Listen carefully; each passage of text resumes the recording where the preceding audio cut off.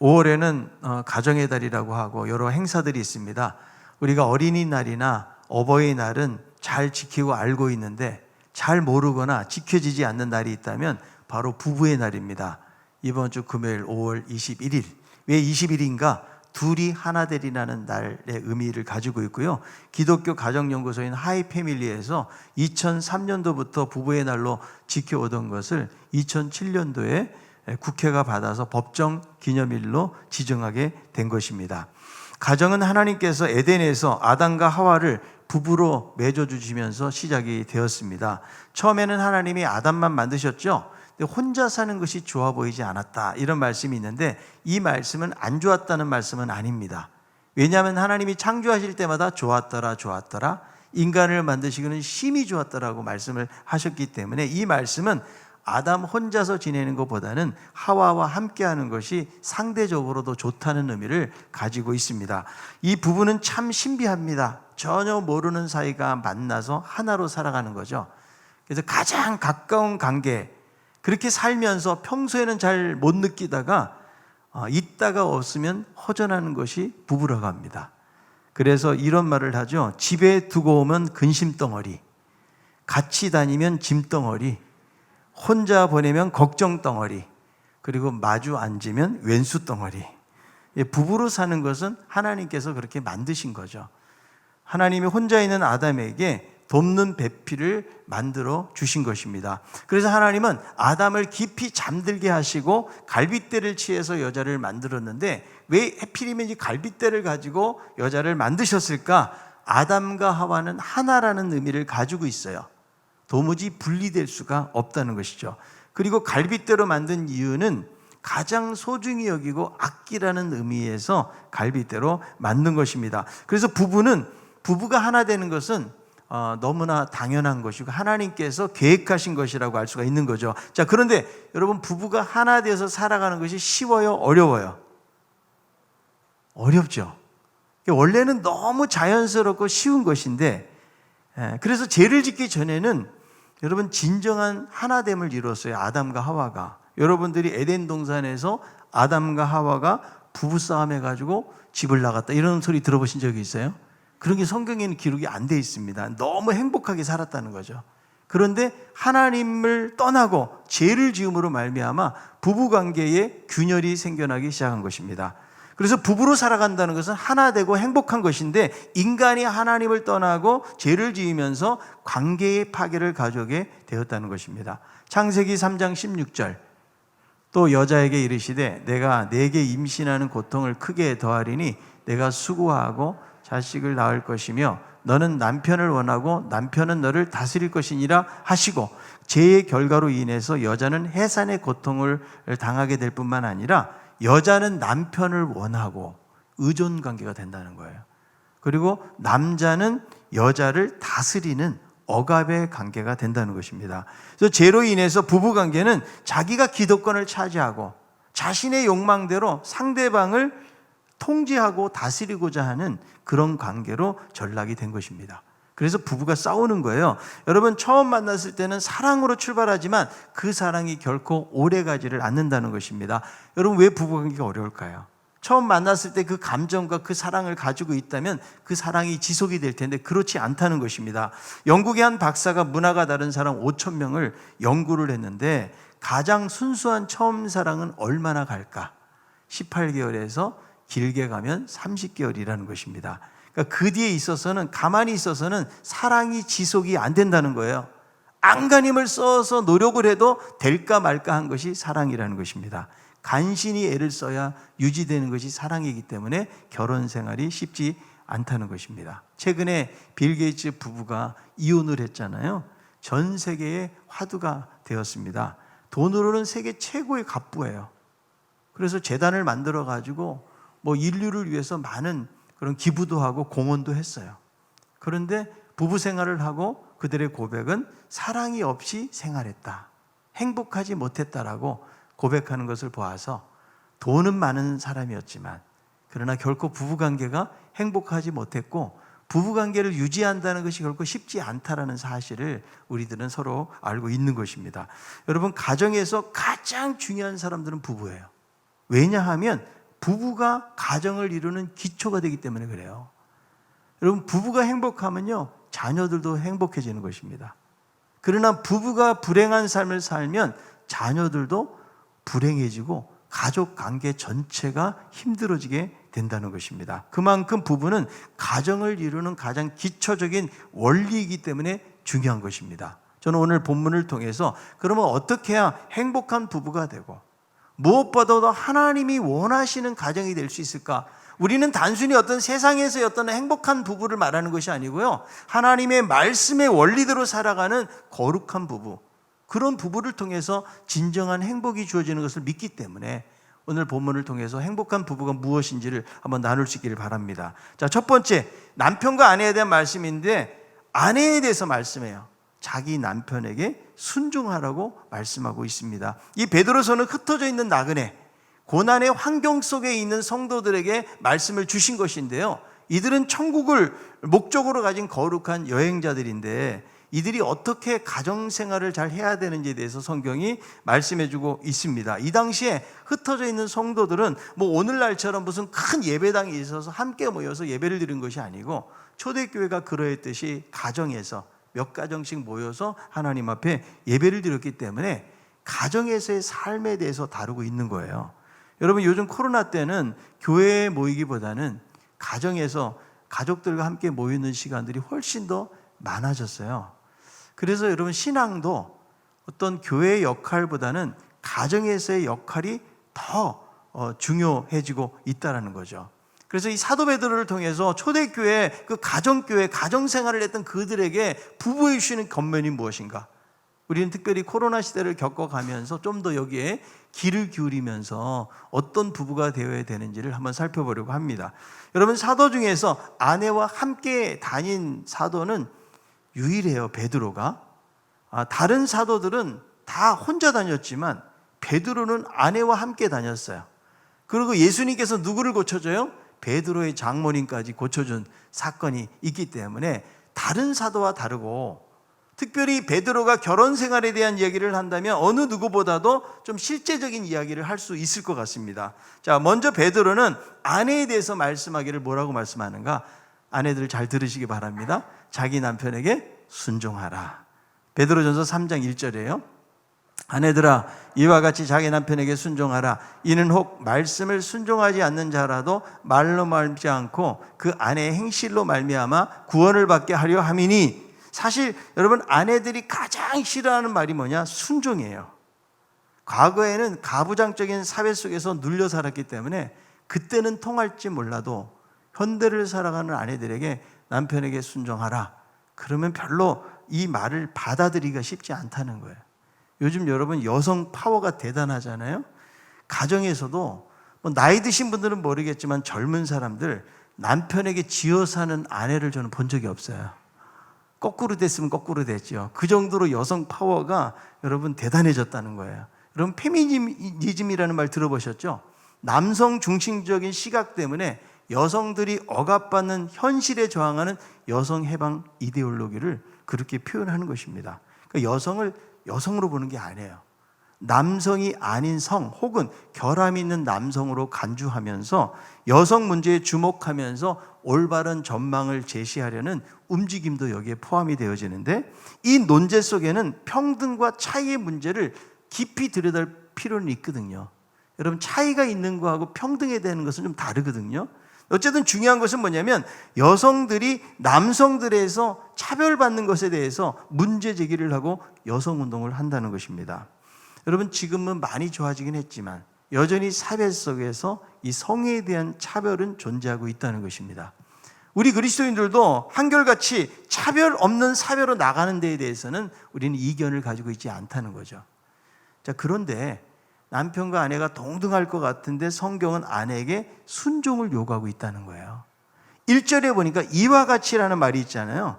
이 이와 같이라는 말은 베드로전서 2장 13절을 가리키는 말로 봅니다. 한번 읽어봅시다. 인간의 모든 제도를 주를 위하여 순종하되 혹은 위에 있는 왕이나, 그러니까 질서를 위해서 세워진 모든 제도에 대해서 순종하는데 누구를 위해서? 주를 위해서 순종하는 거예요. 그래서 모든 형태의 권위가 있는 영역을 받아들이는 것이 중요하다는 거예요.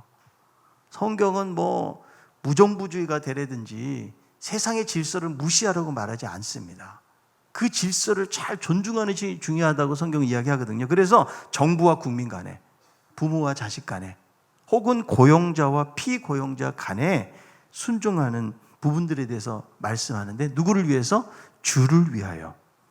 그러니까 하나님이 세우신 권위로 인정하고 순종을 하는 거예요. 자, 그리고 오늘 우리가 3장을 읽었지만 바로 앞장에 2장 18절에 보면 종이 주인에게 순종하라고 명령을 하는데, 이와 같이, 이게 여기 포함되는 거죠. 그래서 마치 종이 주인에게 순종하는 것처럼 아내는 남편에게 순종하라는 것입니다. 이럴 때 아내들이 아멘 하셔야 돼요.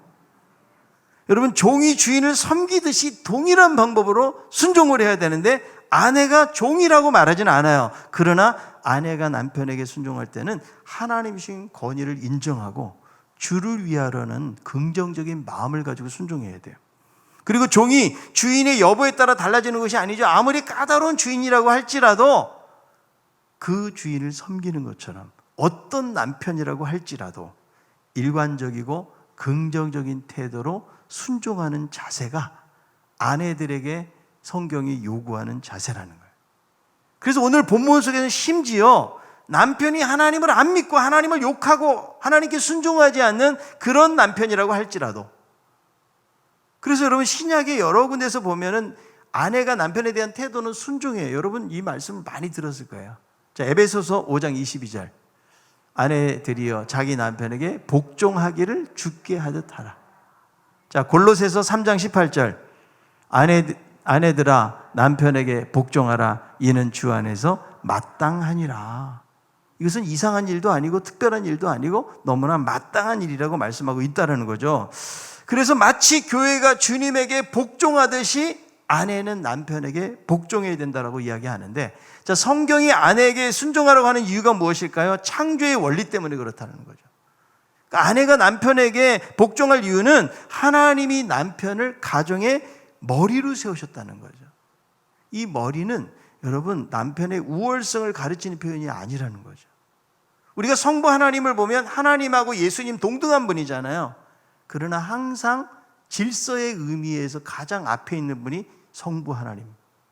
예수님도 그 성부 하나님을 존중하고 기도하고 의지했던 그런 모습을 보지 않습니까? 그러니까 머리는 우월하다라는 의미를 말하는 것이 아니고 리더십을 말하는 거예요. 여러분, 한 가정에 2명의 리더가 있어서는 안 된다는 거예요. 여러분, 교회에 쉬운 말로 담임 목사가 2사람이 있어요. 그러면 여러분, 한 마음으로 교회가 나가기가 어렵다라는 것입니다. 그래서 여러분, 여기서 이 복종이라는 것은 굴종의 의미가 아니라는 거예요. 그리고 이 복종이라는 단어의 어근이 뭐냐면 듣는다라는 말이에요. 그러니까 상대방의 말을 기울이고 듣는 것이죠. 여러분, 내가 그런데 다른 사람, 그 사람을 무시하거나 인정하지 않는다면 절대로 그 사람의 말을 들을 수가 없는 거예요. 존경의 의미로 잘 들어주는 거, 남편의 말을 들어주는 거, 남편을 머리로 인정해 주는 거, 이것이 성경이 요구하고 있는 태도라는 것입니다. 아내여 항복하라, 이런 제목의 책이 있어요. 미국의 로라 도일이라는 사람이 쓴 책인데요. 이 로라 도일이라는 사람은 원래 여성주의자예요. 그래서 남자와 여성은 평등하도 믿었기 때문에 늘 남편에게 동등하게 행동을 했다는 거예요. 그러다 보니까 남편에게 잔소리도 하게 되어지고 남편의 단점을 지적하고 충고하기도 했다는 거예요. 그런데 그러면 그럴수록 가정은 행복하지 않고 남편은 달라지지 않았다는 것입니다. 그래서 어느 날 이 사람이 깨달은 건, 남편은 절대 잔소리로 달라지지 않는다, 이 사실을 깨닫게 되었어요. 남자에게 지배 본능이 있는 것처럼 여자에게는 그것을 두려워하는 본성이 있는 것을 알았는데, 자기가 여자라는 두려움, 이것을 마더 컴플렉스라고 그래요. 그리고 남자에게는 라이온킹 컴플렉스가 있대요. 지배 본능이 있고 여자에게 그것에 저항하는 마더 컴플렉스가 있어서 이것 때문에 부부가 갈등한다는 사실을 깨닫게 된 것입니다. 그래서 누군가 한 사람이 내려놓지 않으면 안 되는데, 남자가 내려놓기보다는 여자가 내려놓는 것이 훨씬 쉽다는 것을 발견했어요. 왜냐하면 남자는 자기를 내려놓는 것을 자존심으로 여긴다는 거예요. 여자도 비슷하기는 하지만 그러나 대신 여자에게는 모성애가 있기 때문에 더 쉽다는 거예요. 그때부터 로라는 가정의 평화를 위해서 자기를 남편 밑에 내려놓기 시작했어요. 그리고 남편을 존중하는 거죠. 남편을 잘 존중해 주니까 남편의 좋은 모습이 나오는 거예요. 남편에게 대들 때는 남편이 무섭게 변하는데 그것을 내려놓고 권위를 인정해 주니까 남편이 너무나 순한 모습으로 변한다는 거예요. 그래서 이 로라가 딱 깨달은 말이 있어요. 아, 남자는 존경받을 때 좋은 사람이 되는구나. 아내들이요, 빨리 적어 쓰세요. 남편들은 존경받을 때 좋은 사람이 되는구나. 그때부터 불평 대신 감사. 남편을 조종하기보다는 남편의 모습을 그대로 받아들이기 시작했다는 거예요. 그리고 경제권까지도 남편에게 맡겼더니 훨씬 더 많은 경제적인 자유를 누리기 시작하면서 이 책을 쓴 거예요. 여자여 항복하라. 자, 오늘 이 베드로서는 하나님 말씀에 복종하지 않는 남편이라고 할지라도 뭐하라? 순종하라고 이야기해요. 그 이유가 무엇입니까? 1절 하반절에 그 아내의 행실로 말미암아 구원을 받도록 하기 위함이라고 말씀하고 있어요. 그러니까 여러분, 안 믿는 남편 사실 골치 아프지, 안 믿으니까. 그런데 말보다 그 사람에게는 행동이 더 중요하다는 거예요. 여러분, 가족 전도가 정말 어렵거든요. 왜 어려울까요? 우리의 행동이 다 드러나기 때문에 그런 거예요. 베드로전서 3장 2절, 너희의 두려워하며 정결한 행실을 봄이라 그랬는데 이 본다는 말은 예의주시한다는 말이에요. 그러니까 여러분, 안 믿는 남편이 믿는 아내를 대충 훑어보는 것이 아니고 예의주시하고 있어요. 얼마나 성품이 달라지고 예수 믿는 것이 무엇인지를 잘 보고 있기 때문에 그렇다는 거예요. 그래서 아내 행실이 중요해요. 그러니까 여러분, 남편이 아내를 무시하잖아요. 절대로 그 남편은 교회에 나올 수가 없어요. 왜냐하면 교회 가면 더 무시를 당할 수가 있기 때문에. 그래서 사실 가족 전도가 어렵지만 저는 그런 생각을 해봐요. 사실 안 믿는 남편의 입장에서 생각을 우리는 잘 못한다는 거예요. 너무 그냥 나는 답답해요. 안 나오니까. 그래서 뭐 날마다 기도하고 이 남편이 나오기를 바라지만 사실 안 믿는 남편의 입장에서 생각해 보면 그 남편도 되게 힘든 거예요. 아내가 교회 가고 애들도 다 교회 가버려. 얼마나 외로워요. 때로는 밥도 자기가 혼자 차려 먹어야 되고 대화도 안 되고 어디 놀러 가는 것도 잘 쉽지가 않고, 그리고 무엇보다도 영적으로 무시를 당하기 때문에 그런 것들을 좀 헤아릴 필요가 있다는 거예요. 그래서 아내가 어떻게 행실을 하느냐에 따라서 안 믿는 남편이 구원을 받기 때문에 정말 신경 써야 될 것은 외모가 아니고 내면이라는 거예요. 성경은. 자, 베드로전서 3장 3절, 너희 단장은 머리를 꾸미고 금을 차고 아름다운 옷을 입는 외모로 하지 말고. 이 말은 여러분, 외모가 중요하지 않다는 말이 아니에요. 외모로 하지 말라고 그러니까 이제 외모는 전혀 상관없고 내면에만 힘을 기울인다, 이런 식으로 받아들이면 안 되고 외모로만 하지 말고 이렇게 해야지 좀 더 이 말씀이 주는 의미를 우리가 받을 수가 있는데요. 여러분, 여성에게 외모는 정말 저는 중요하다고 생각을 해요. 우리 여성들이요, 외모를 중요하게 여기시길 바랍니다. 잘 가꾸셔요. 그러나 외모만으로는 남편을 구원에 이르게 할 수가 없다는 거예요. 여러분, 결혼해서 살다 보면 외모만 가지고는 이제는 안 돼요. 왜 그럴까요? 그 사랑의 호르몬이 안 나와요.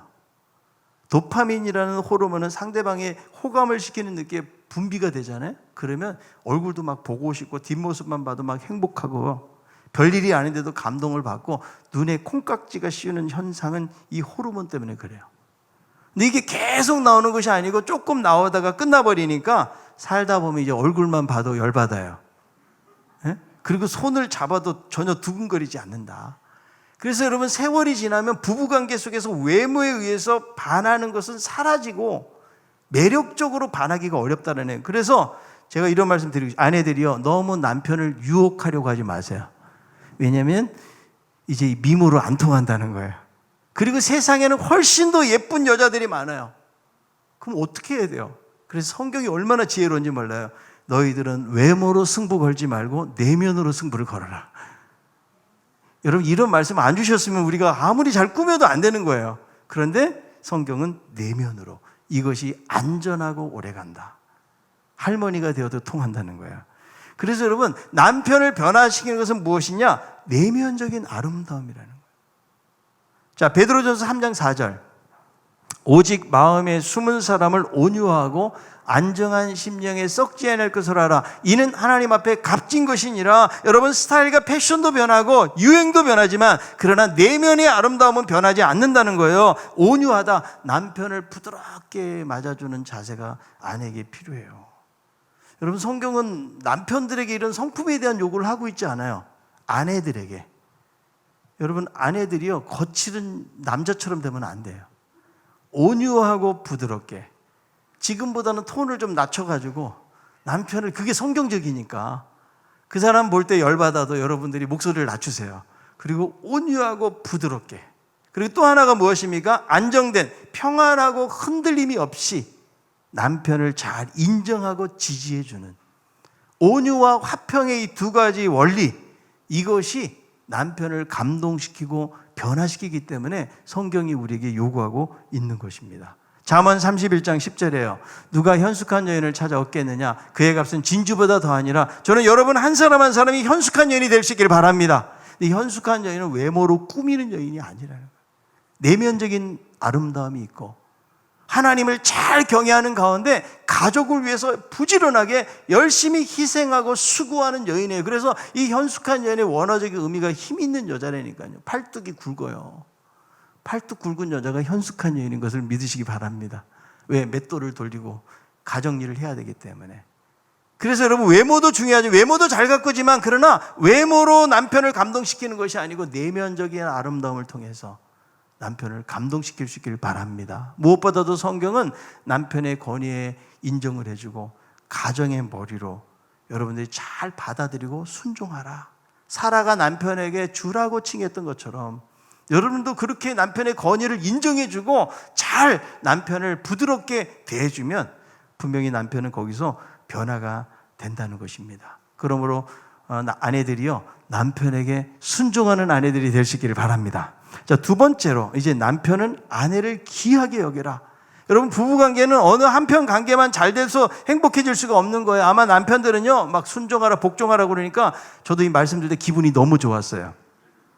오늘 설교가 여기서 끝나면 얼마나 좋을까. 그러나 아내들이요, 참 잘 기다리셨어요. 남편에 대한 말씀이 이제부터 나와요. 그런데 여러분, 성경을 보면 항상 남편보다는 아내들이요 하고 먼저 이야기를 해요. 그리고 오늘 본문 속에서도 보세요. 6절까지는 다 아내에 대한 얘기인데 남자는 7절 한 절에, 왜? 남자는 긴 거를 싫어하기 때문에 딱 요약해가지고 그냥 한 구절로 딱 이렇게 성경이 말씀해주고 있지만 한 구절이지만 상당히 중요한 의미를 내포하고 있다는 거예요. 자, 남편은 무엇보다도 이걸 정리해보면 아내를 사랑하고 귀하게 여겨라. 자, 에베소서 5장 25절이에요. 남편들아, 아내 사랑하기를 그리스도께서 교회를 사랑하시고 그 교회를 위하여 자신을 주신같이 하라. 사실 여러분, 복종이 힘든 것 같지만 더 힘든 거는 사랑이에요. 그래서 남편들은 아내 사랑하기를 마치 예수 그리스도께서 교회를 위해서, 성도를 위해서 자기의 목숨을 내주심 같이 그렇게 귀하게 여기고 사랑하라, 이렇게 성경은 말씀해주고 있는 거예요. 그렇다면 남편들은 어떻게 아내를 귀하게 여기고 사랑할 수 있을까? 베드로전서 3장 7절입니다. 남편들아, 이와 같이 지식을 따라 너희 아내와 동거하고 그를 더 연약한 그릇이요 또 생명의 은혜를 함께 이어받을 자로 하라. 기히 여기라. 이는 너희 기도가 막히지 아니하게 하려 함이라. 여기 보니까 아내를 귀하게 여겨라. 아내를 정말 가치 있게 여기고 존중하고 소중히 여기라는 거예요. 왜 그럴까요? 여자는 연약한 그릇이기 때문에. 물론 남편보다 힘이 센 아내도 있어요. 그러나 여자들이요, 너무 힘센 척 하지 마세요. 조금 연약해 보여야 남편이 보호자가 되는 거예요. 그러니까 여러분, 벌레가 나타나면 소리부터 질러야 돼. 막 여러분 확 잡아버리면 남편들이 오지를 않아요. 그러니까 남편을 부르고 되게 연약한 척하면 남편이 더 보호자 노릇을 하고 또 책임지려는 자세가 늘어나기 때문에 여러분들이 그렇게 지혜롭게 하는 것이 성경적이다. 기억할 수 있기를 바랍니다. 여러분, 남편들은 아내를 귀하게 여기려면 지식을 따라 동거하라. 여자에 대한 지식이 있어야 된다는 거예요. 그런데 저도 지금 이제 한 30년 거의 가까이 살아가고 있는데 그렇게 오래 살아도 아내의 마음을 안다는 게 참 어렵다라는 생각을 하고 살거든요. 그러니까 내가 가지고 있는 방식만 가지고 내 생각으로는 절대로 아내들이 무엇을 좋아하고 원하는지를 알기가 어렵다는 거예요. 사실 남자들은, 저도 남자지만 단순해요. 그래서 아내가 원하는 것이 무엇인지를 그렇게 해도 잘 몰라. 그러니까 여러분들이 모르면 가르쳐줘야 돼요. 이야기를 해줘야 돼요. 이야기를 안 하고 그냥 알아서, 남편이 알아서 나를 해주겠지, 이런 생각은 좀 착각이기 때문에 설명을 해주되 길게 하지 말고 짧게 잘 설명을 해주시길 바랍니다. 여러분, 아내가 이제 나 당신이랑 정말 못 살겠어, 우리 헤어져야 돼, 이런 말 한다는 것은 진짜 헤어지라는 말이 아니잖아요. 남편은 항상 사실적으로 받아들여요. 그래서 남편도 열받는 거죠. 나도 열심히 살았는데 뭐 이렇게 헤어지자 그러면 얼마나 열받아요. 근데 아내는 뭐예요? 내 마음을 좀 알아달라는 거예요. 아내들은 여러분 감정의 언어를 많이 쓰기 때문에 그거를 그냥 있는 그대로 다 받아들이면 아주 수십 번 헤어졌어요. 그러니까 왜 그런 말을 했는가, 그 원리를 좀 알고 이해를 좀 해줘야 된다는 거예요. 여러분, 아내들은 돈만 많이 벌어다 주면 좋아하는 게 아니에요. 물론 여러분 돈 많이 벌어다 주면 좋지만 돈만으로는 아내를 행복하게 해줄 수가 없다는 거예요. 남편의 따뜻한 말 한마디, 생각해주는 마음, 또 실질적으로 사랑한다는 것을 느끼도록 해주는 것이 중요하다는 거예요. 여러분, 그냥 기념일 때 꽃만 잔뜩 사다 준다고 마음이 행복해지는 게 아니에요. 물론 그 기념일조차도 까먹는 사람이 있지만, 남편은 아내의 필요를 잘 알고 함께 동거해야 된다. 제임스 dobson이라는 사람이 이렇게 말했어요. 한 남자가 말한다. 나는 나의 아내를 도무지 이해할 수가 없어. 그녀는 지금 원하는 것을 다 가지고 있지. 예를 들어 식기세척기, 최신 세탁기, 드라이어, 멋진 집 모두 갖고 있지. 나는 언제나 아내에게 신실하고 술도 먹지 않아. 그러나 아내는 불만족스러워하고 불행하다고 생각해. 나는 그 이유를 도무지 모르겠어. 이유가 무엇인지 아십니까? 언제나 사랑이 그리운 아내는 매력 없고 낭만적이지 않은 남편에게 진정으로 따뜻한 말 한마디를 듣고 싶어 한다는 거죠. 어떤 가전제품도 아내의 자존감을 높여주지 못한다는 거예요. 진짜로 사랑하고 그 따뜻한 사랑의 말로 표현을 할 때에 자존감을 불러일으킬 수가 있다는 것입니다. 그래서 남편은 아내를 잘 연구를 해가지고 마음을 알아주고 아내가 정서적으로 안정되고 마음의 따뜻함을 느낄 수 있도록 도와주어야 된다는 거예요. 아내들은 여러분 돈 많다고 되는 것이 아니고 마음만 잘 알아줘도 남편을 위해서 모든 것을 바치는 것이 아내들이라는 사실을 기억하시길 바랍니다. 우리 남편들이요, 아내를 보물처럼 여기시기 바랍니다. 아멘을 크게 안 하는 거 보니까 별로 보물처럼 여기고 싶지 않나 봐요. 아내를 보물처럼 여길 수 있기를 바랍니다. 잠언 18장 22절에 보니까 아내를 얻는 자는 복을 얻은 자고 여호와께 은총을 받은 자예요. 그러니까 여러분, 아내를 얻은 자 복 얻은 자예요. 하나님의 선물로 주어진 것이라고 말해주고 있다는 거예요. 여러분, 아내는 연약한 그릇이라는 것입니다. 육체적으로 남자보다 연약하고 다치기가 쉬워요. 몸도 잘 다칠 수 있고요, 마음도 잘 다치기 때문에 마치 여러분 유리 그릇을 잘 이렇게 조심스럽게 살펴줘야 되는 것처럼 그렇게 아내를 섬기라는 것입니다.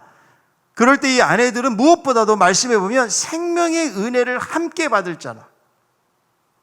여러분, 영원히 하나님 나라에서 유업을 이루는데 함께 갈 사람들이 아내들이라는 거예요. 물론 한숨 쉬는 사람이 있을지는 모르겠지만 성경은 끝까지 가는 거예요. 그리고 아내를 귀하게 여기지 않으면 너희들의 기도가 막히게 된다. 영적인 관계에 어려움을 주기 때문에 아내를 소중하게 여기는 것이 중요하다는 것입니다. 가이드 포스트지에 소개된 행복한 부부의 5가지 공통점을 나누려고 해요. 평생 동안 사랑하는 결혼 생활의 비결로도 그렇게 소개가 되고 있는데, 네일 클라크 워렌이라는 플러시나코 교수가 한 40년 동안 자기가 살면서 연구와 연구를 거듭해가지고 행복한 부부를 보니까 이 5가지 특징이 있더라는 거죠. 첫 번째, 행복한 부부는 상대의 장점을 바라보면서 살아가는 부부라는 거예요. 여러분, 결혼 전에는 상대방의 장점을 보지만 결혼 후에는 단점만 본다는 거죠. 그런데 행복하게 살아가는 부부들을 보니까 장점, 그 사람을 격려하고 지지해 주는 것이 한 10가지가 된다면 단점에 대해서는 1가지 정도 말할까 말까 한다는 거예요. 그 사람이 단점이 없어서가 아니고 항상 그 사람의 장점을 바라본다는 것은 뭐냐면 이들 부부가 미래지향적인 삶을 살고 있다는 것을 보여준다는 거예요. 그래서 상대방을 잘 칭찬해 주는 부부다. 두 번째는, 행복한 부부는 나이가 들어도 로맨스를 계속 가꾸는 부부들이라는 것이에요. 여러분, 로맨스가 항상 있어야 부부관계가 친밀하게 되는 거예요. 그냥 한 집에 살면서 각방 쓰고 제대로 이렇게 함께하지 않잖아요. 그러면 친밀감이 떨어질 수밖에 없다는 거예요. 아내들은 나이가 들어도 남편들로부터 어떤 로맨틱한 대화나 행동을 기대하는데 남편들이 대체적으로 이게 대처를 못한다는 거예요. 쑥스러워하고 이거 연애할 때나 하는 거지 뭐 이것을 이제 와서 해야 되나 이럴 수 있지만, 그러나 행복한 부부들을 보면 나이가 들어도 언제나 로맨스가 살아있다는 것을 기억할 수 있기 바랍니다. 세 번째로 행복한 부부는 영혼의 동반자로 살아가는 부부라는 거예요. 이게 가장 중요하죠. 영적인 부분을 말하지 않고서는 진정한 행복을 논할 수가 없다는 거예요. 그래서 우리 주변을 돌아보면 행복하게 사는 부부들 보세요. 함께 신앙생활하는 사람. 그 사람들이 진정한 영혼의 동반자가 될 수가 있기 때문에 그런 의미에서 행복한 부부의 특징이라는 것입니다. 네 번째는 끊임없이 대화를 나누면서 살아가는 부부라는 거예요. 어떤 사람이 대화가 무엇이냐 말했더니 대화란 대놓고 화내는 것이 대화다. 이렇게 풀이한 사람도 있는데 이 대화하는 것이 익숙하지 않은 거예요. 모처럼 대화하려고 그러면 망설이게 되어지고 내가 무엇을 말해야 될지 잘 모른다는 거죠. 여러분 오랫동안 수십 년 살았는데 행복한 부부는 말이 잘 통해요. 근데 불행한 부부는 말이 안 통해. 불통이에요, 불통. 그러니까 여러분 행복하지 않은 것이죠. 그래서 여러분 행복한 부부가 되기 위해서는 대화하는 법을 배워야 돼요. 결혼 준비학교에서 여러분 대화하는 법을 배우거든요. 근데 우리는 그걸 안 배워가지고 막상 살다 보면 말 때문에 결국 더 싸우게 되어지고 이걸 잘 표현하고 그냥 아이 메시지를 써가지고 이렇게 해야 되는데 항상 상대방에게 탓을 돌리거나 불평이나 불만을 잘못 쏟아놓으면 그것 때문에 더 큰 싸움이 되기 때문에 정말 이 행복한 부부는 끊임없이 대화를 통해서 잘 교제하는 부부다. 자, 마지막 다섯 번째로 행복한 부부는 부부 갈등을 잘 이용하고 있다는 거죠. 그래서 사랑해서 결혼했지만 살다 보면 의견이 충돌하기도 하고 습관이 충돌이 되기도 하잖아요. 왜 그래요? 자라온 삶의 환경이 다르기 때문입니다. 그런데 행복하게 살아가는 부부들은 갈등이 없는 부부가 아니에요. 이 갈등을 잘 이용해서 상대방을 더 깊이 이해하는 방향으로 나아가고 서로가 다르지만 함께 공존하는 방법들을 창조적으로 이용할 줄 아는 부부가 행복한 부부라는 것입니다. 자, 다섯 가지가 금방 확 지나가 버렸는데 제가 다시 정리해 줄게요. 첫 번째, 장점을 보는 사람. 그죠? 두 번째 뭐예요? 로맨스가 있는 것. 세 번째, 영혼의 동반자. 네 번째, 끊임없는 대화. 마지막 다섯 번째, 부부 갈등을 잘 이용해서 창조적인 방법으로 사용을 하는 부부. 이런 부부가 행복한 부부가 될 수 있다는 것입니다. 오늘 여러분이 베드로서의 말씀, 아내는 남편의 리더십을 인정하고 순종하고 남편은 아내를 귀하게 여기고 사랑하잖아요. 그럼 이 다섯 가지는 저는 다 이루어진다고 생각을 해요. 아멘? 여러분 사랑은 저절로 되지 않아요. 사랑을 유지하기 위한 노력을 해야 돼요. 우리가 그리스도 안에서 여러분 상대방을 잘 참고 견뎌주고 용납하지 않으면 우리의 부부관계는 이루어질 수가 없어요. 상대방이 완벽해서 우리는 지금까지 잘 살아온 것이 아니에요. 내가 완벽하게 남편에게 잘하고 아내에게 잘했기 때문에 우리 부부관계가 여기까지 온 것이 아니고 여러 가지 실수가 있고 부족함이 있고 허물이 있음에도 불구하고 우리가 신앙 안에서 참아주고 견뎌주고 용납했기 때문에 이 자리까지 오게 된 것입니다. 행복한 부부, 처음부터 잘 맞는 부부가 아니에요. 우리는 이 말씀의 원리를 따라서 살아야 돼요. 우리가 단순히 우리의 가정의 목적이 행복이 아니에요. 세상이 추구하는 우리는 거룩이 목적이라는 것은 뭐냐면 하나님의 말씀 안에서 행복을 누려갈 사람들이 우리들이기 때문에 우리가 이 말씀을 통해서 우리의 부부관계를 다시 한번 돌아보는 기회가 되었으면 좋겠습니다. 그냥 밋밋하고 형식적인 관계로 살아간다면 이미 많은 삶의 시간들이 지나왔지만 무엇보다도 여러분 우리 자녀들에게 여러분들이 행복한 부부가 되어 자녀들도 행복해요. 야, 우리 엄마 아빠 맨날 지지고 볶고 싸우고 이렇게 살면 걔네들이 결혼하고 싶겠어요? 야, 나는 우리 아빠 같은 사람 돼야지. 나는 우리 엄마 같은 그런 사람이 돼야지. 그 행복한 부부를 보면서 아이들이 결혼에 대해서 꿈을 갖고 비전을 갖고 나가게 되는데 맨날 안 좋은 모습만 보여주니까 나 이제 결혼 안 하겠다라고 하는 자녀들도 생겨나지 않아요? 여러분, 우리가 그렇게 하는 이유는 하나님이 원하시기 때문에 그래요. 하나님은 가정의 회복을 원하시는 거예요. 우리의 그냥 욕망을 따라서 내가 원하는 대로 살기를 원하시는 것이 아니고 이 가정이 행복한 가정이 되고 부부가 되기를 원하시는 거예요. 여러분 돈이 많다고 결코 행복한 부부 될 수 없는 거 알잖아요. 빌 게이츠처럼. 그렇게도 이혼하잖아요. 우리는 돈은 없고 가진 것 없고 사회적인 지위가 좀 연약하다고 할지라도 서로 사랑하고 용납하고 주님의 마음 가지고 그렇게 인정해주고 그리고 사랑으로 하나가 될 때에 그 부부를 통해서 하나님의 거룩한 영광이 나타나게 될 줄로 믿습니다. 또 홀로 사시는 우리 어르신들은 오늘 이 말씀이 나에게는 적용이 되지 않지만 그러나 자녀 세대에 이런 아름다운 부부관계로 적용되어 주시기를 바라고요. 또 싱글로 어떤 여러 가지 이유로 인해서 혼자 사시는 분에게도 하나님의 위로가 넘치고 날마다 주님과 동행하면서 하나님의 큰 축복을 누리는 그런 복된 삶을 살아갈 수 있기를 바랍니다.